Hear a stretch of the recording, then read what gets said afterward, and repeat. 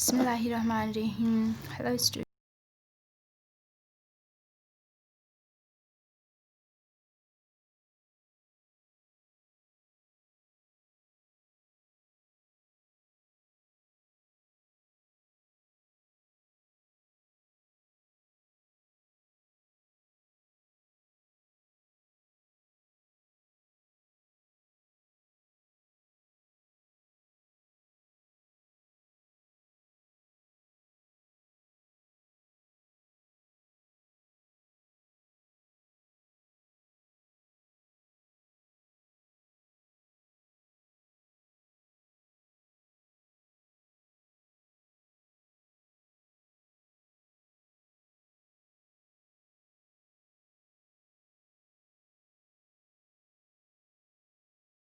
Cell से जिस organism के सेल से जो जीन लिया जाता है उसे डोनर सेल कहा जाता है।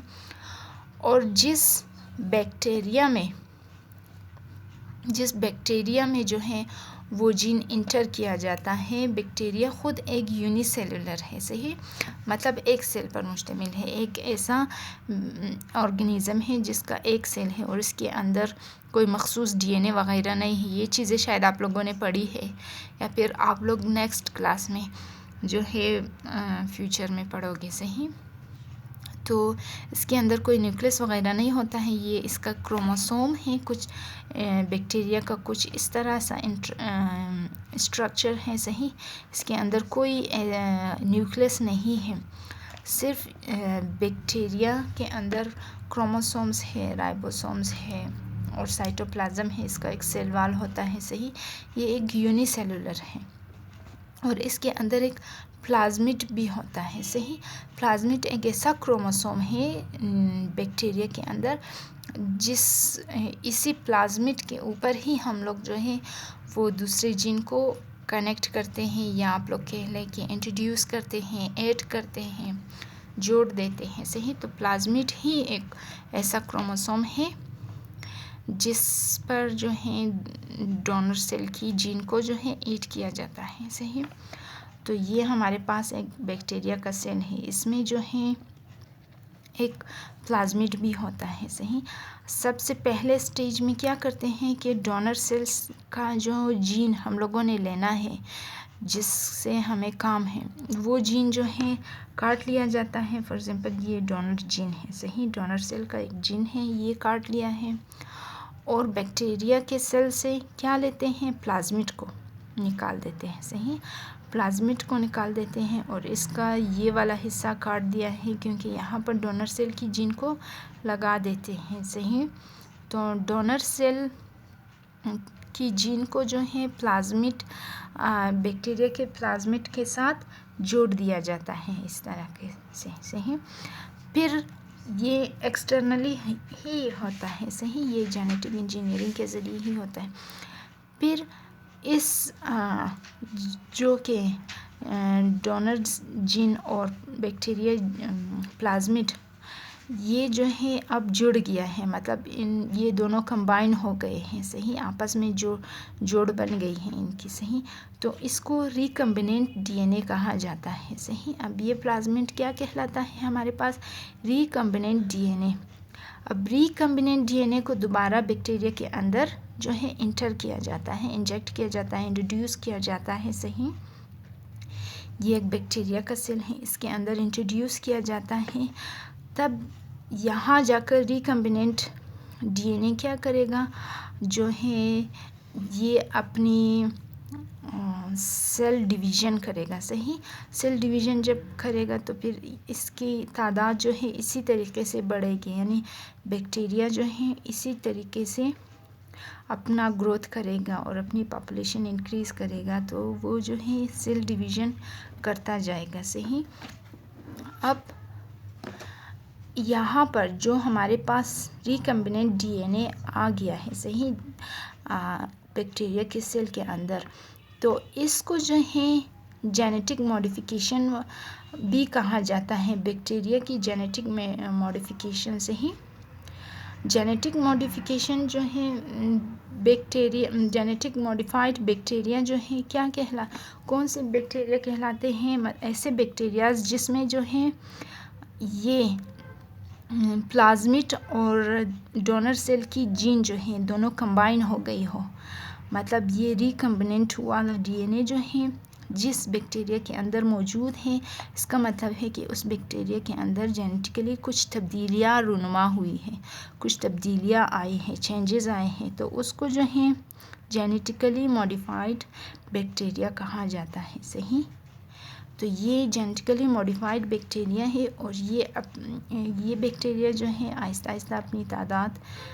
इंक्रीज़ करेगा और इसके बदले में जो यहाँ पर नया जीन इस बैक्टीरिया में आके जुड़ गया है, तो जब इसकी तादाद ज़्यादा हो जाएगी, पॉपुलेशन इंक्रीज़ होगा, तो नए बैक्टीरिया में वो करैक्टरिस्टिक्स या वो खसूसियात या वो चीज़ें आ जाएंगी जो कि डोनर सेल में मौजूद था। सही, डोनर सेल से हम लोगों ने इसीलिए वो जीन लिया था कि वो करैक्टरिस्टिक्स या वो प्रोटीन, जिनका काम था कि प्रोटीन प्रोड्यूस करना ना, तो वो प्रोटीन या वो मटेरियल जो हमें चाहिए था उस डोनर सेल से, तो ये बैक्टीरिया वाला सेल जब इंक्रीज़ करेगा तो वो चीज़ जो है आखिर में हमारे पास आ जाएगी। सही, तो ये प्रोडक्शन ऑफ डिज़ायर प्रोटीन हो जाएगा। सही, ये चीज़ अभी इसको समझने के लिए आप लोग यहाँ इस नोट पे देख लें कि इंट्रोडक्शन ऑफ जीन में सबसे इनटू बैक्टीरिया, मतलब कि कोई भी जीन जो है बैक्टीरिया के अंदर, किसी भी ऑर्गेनिज्म का कोई जीन जो है हम लोग बैक्टीरिया के अंदर दाखिल कर देते हैं। सही, तो इसमें जो है सबसे अहम चीज़ें समझने के लिए क्या है, डोनर क्या होता है, डोनर सेल, मतलब डोनर सेल द ऑर्गेनिज्म और cell from which the gene is obtained या taken is called donor।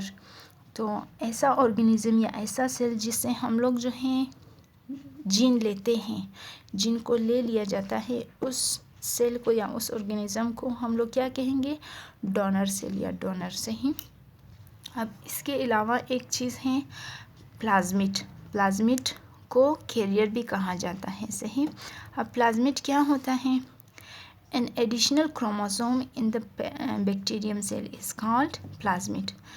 Bacteria में तो क्रोमोसोम्स पाया जाता है, ये दागे नुमा ये चीज़ आप लोगों को क्रोमोसोम नज़र आ रही है, लेकिन इसके अलावा एक और चीज़ भी पाई जाती है, एक और क्रोमोसोम भी है। सही, एडिशनल मतलब एक इजाफी क्रोमोसोम है जिसको प्लाज्मिड भी कहा जाता है। सही, अब इस प्लाज्मिड का क्या काम है यहाँ पर। सही, plasmid can introduce or add the specific gene, therefore plasmid is also called carrier।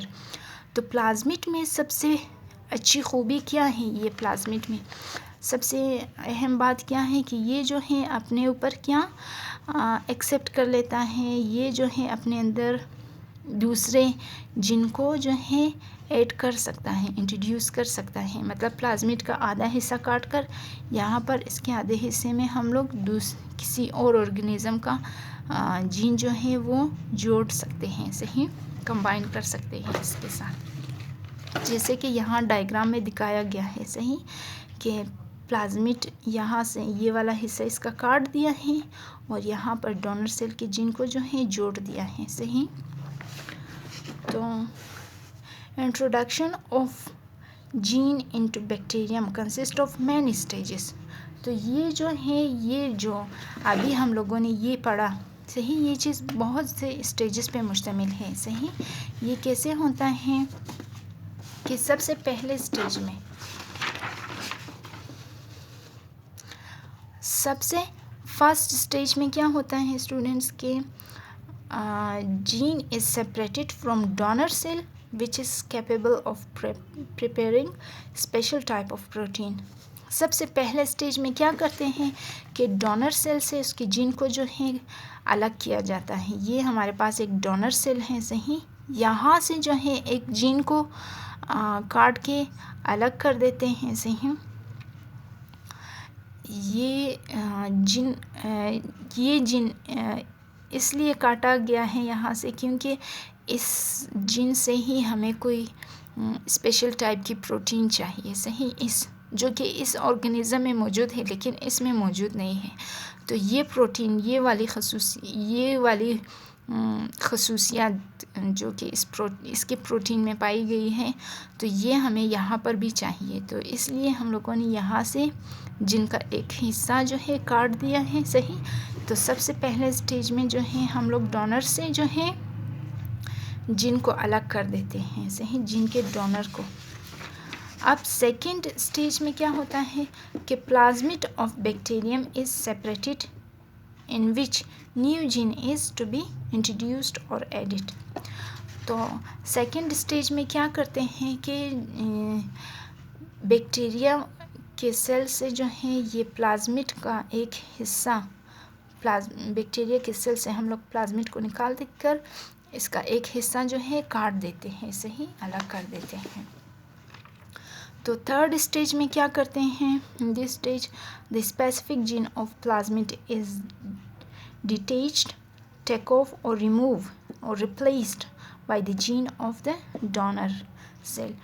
तो यहाँ पर जो जब हम लोगों ने इसको निकाल दिया है तो थर्ड स्टेज में हम लोग क्या करेंगे कि यहाँ पर इस प्लाज्मिड में डोनर सेल के जीन को जो है अटैच करेंगे। जो यहाँ से हम लोगों ने ये वाला हिस्सा अलग कर दिया था, उस डिटैच वाले हिस्से में हम लोग डोनर सेल के जीन को जो है रिप्लेस करेंगे, यहाँ पर जोड़ देंगे। सही।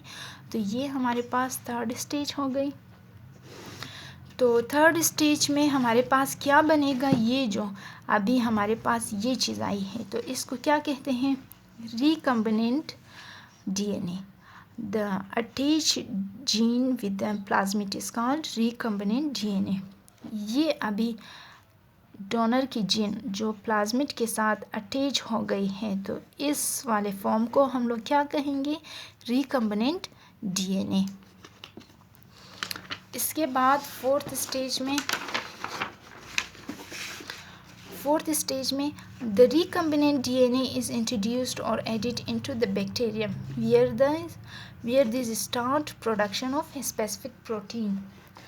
जो हमारे पास ये recombinant DNA था इसको हम लोग बैक्टीरिया के अंदर इंट्रोड्यूस करते हैं, इंजेक्ट करते हैं। सही। दाखिल करते हैं, इंटर करते हैं। तो यहाँ पर ये recombinant DNA जाकर क्या करेगा, वो स्पेशल टाइप ऑफ प्रोटीन जो है प्रोड्यूस करेगा, जिसके लिए हम लोगों ने इस डोनर सेल से वो जीन लिया था। वो जीन क्या करेगा कि यहाँ पर एक स्पेशल टाइप का जो कि इस यहाँ पर मौजूद था वो उस किस्म की प्रोटीन यहाँ पर भी प्रोड्यूस करेगा, डेवलप करेगा। सही। तो फोर्थ स्टेज में ये चीज़ होती है। फिर यहाँ पर जो कि अब इसको यहाँ पर हम लोगों ने दाखिल किया है इसी बैक्टीरिया के अंदर, जो रिकम्बिनेंट DNA हम लोगों ने दाखिल किया है, इंट्रोड्यूस किया है, इसको क्या कहते हैं, इस वाले बैक्टीरिया को जेनेटिकली मॉडिफाइड बैक्टीरियम भी कहा जाता है। सही। इस वाले बैक्टीरिया को जेनेटिकली मॉडिफाइड बैक्टीरियम भी कहा जाता है।